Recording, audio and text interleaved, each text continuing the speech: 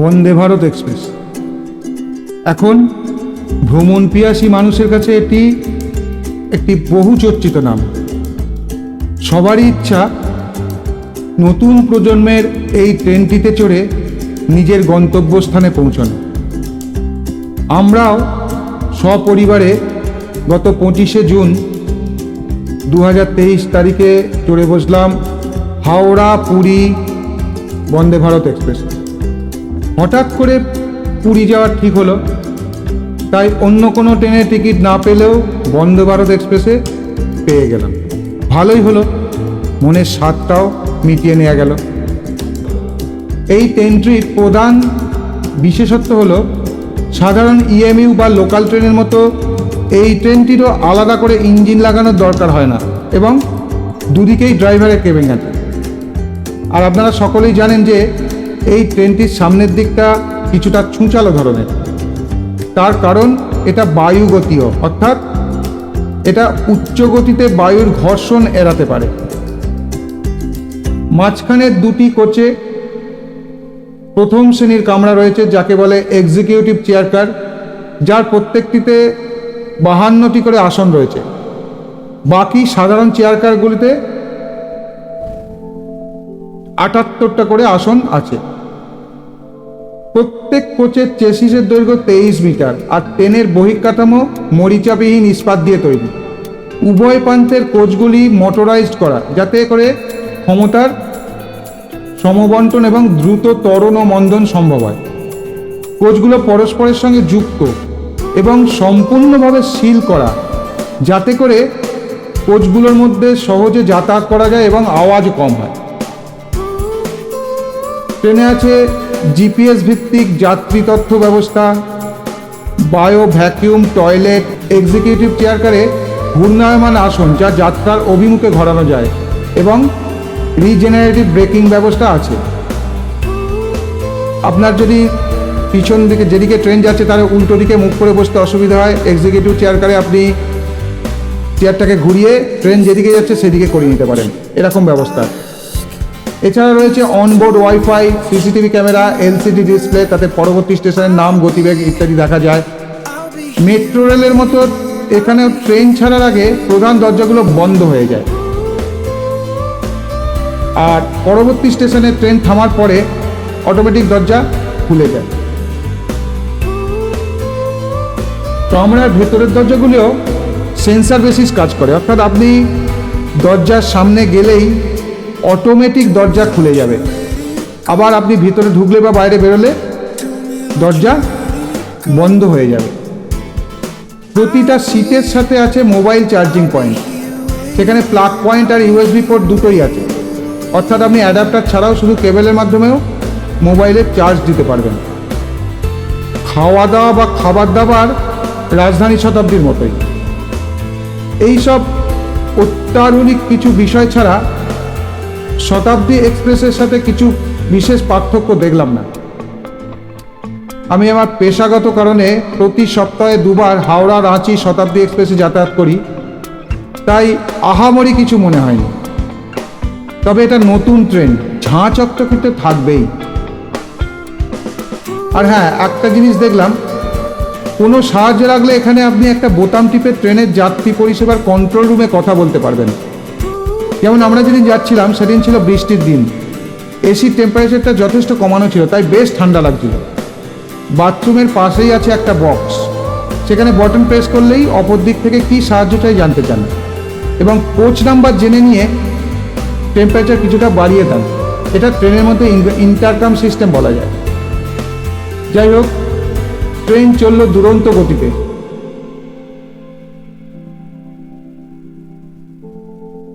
সকালের খাবার এটা ব্রেকফাস্ট,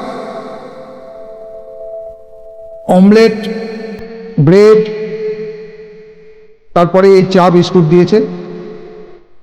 ট্রেনের গতিবেগটিও দেখলাম মোটামুটি 140 কিলোমিটার/আওয়ার এইরকম যাচ্ছে। 180 কিলোমিটার গতিবেগ বলা হলেও সব রুটে সেই গতিবেগে ট্রেন চলে না, বিভিন্ন জায়গায় বিভিন্ন পরিবেশের হিসাব অনুযায়ী।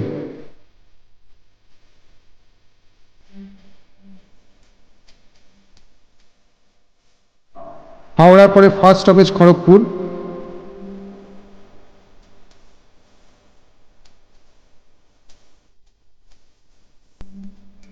এখন সুন্দর সাজানো গোছানো আছে ভেতরটা।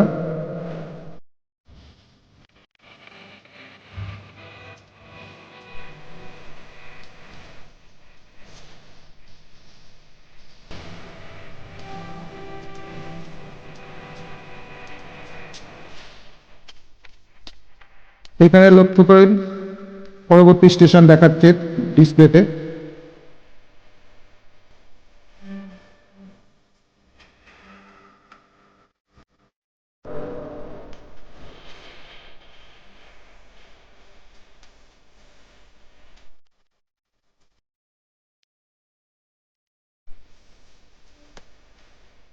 এইখানে বাথরুমে রয়েছে বায়ো ভ্যাকুয়াম টয়লেট, যেমন থাকে একদিকে ওয়েস্টার্ন স্টাইল, একদিকে ইন্ডিয়ান স্টাইল। এখানে হ্যান্ড ড্রায়ারও রয়েছে একটা বেসিনে।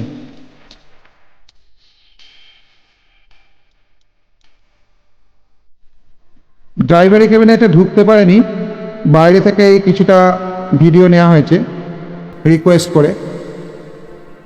ওর ঢোকা উচিত নয় ড্রাইভারি ক্যাবিনে, কোনো সোর্স খাটিয়েও ঢোকা উচিত নয়। তো এখান থেকে দেখতে বেশ ভালোই লাগছিল যখন দাঁড়িয়েছিলাম।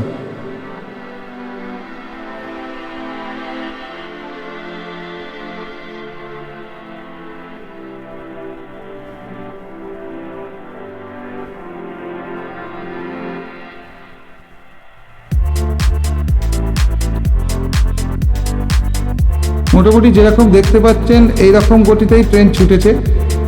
আর একটা জিনিস, বাইরের শব্দ কিন্তু একদমই পাওয়া যায় না, এবং কোনো ঝাঁকুনি বা জার্কিংও খুবই নমিনাল।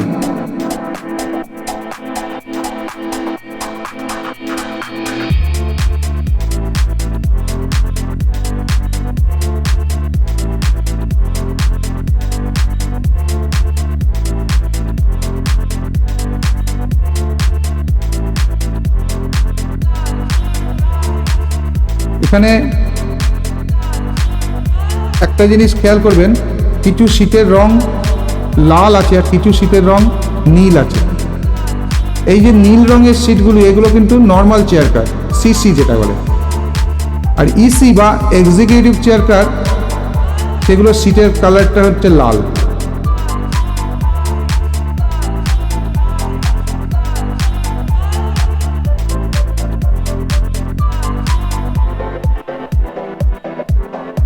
এইটা মিডল পয়েন্ট, একটা কামরা থেকে আরেকটা কামরা যাওয়ার, কিন্তু বোঝার উপায় নেই।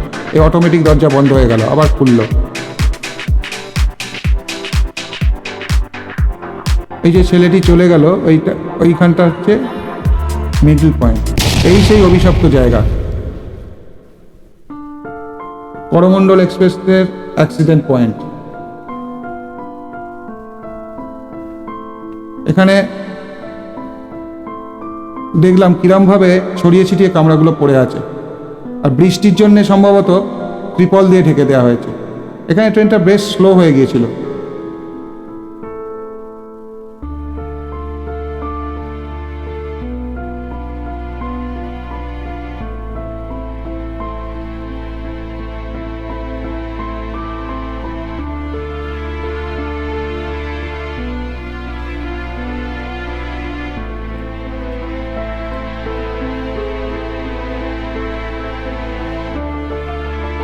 এখনো ভাবলে মানে আটকে উঠি, কত মানুষ কিরকম ভাবে বেঘরে প্রাণ হারালেন। ও কি অবস্থা কামরাগুলোর, দুমড়ে মুচড়ে একাকার হয়ে পড়ে আছে। তবে দিনের বেলায় পুরী যাত্রা এই প্রথম। বেশ ভালোই প্রাকৃতিক শোভা দেখা যাচ্ছে। সকাল 6টা 10 মিনিটে হাওড়া থেকে ছেড়ে বেলা 12টা 25-এ পৌঁছানোর কথা, কিন্তু আমরা পৌঁছলাম 1টা 10 মিনিটে, কিছুটা লেট ছিল। পুরীতে আমরা এবার ছিলাম একটা অফবিট প্লেসে, যেখানে ঘরে বসে সমুদ্রে দেখা ছাড়াও বাড়ির উঠোন পেরোলেই সি বিচ, অপূর্ব সুন্দর জায়গা, আর কটেজগুলো সুন্দর করে সাজানো। সেই সব বিস্তারিত নিয়ে আসবো আপনাদের সামনে এর পরের ভিডিওতে।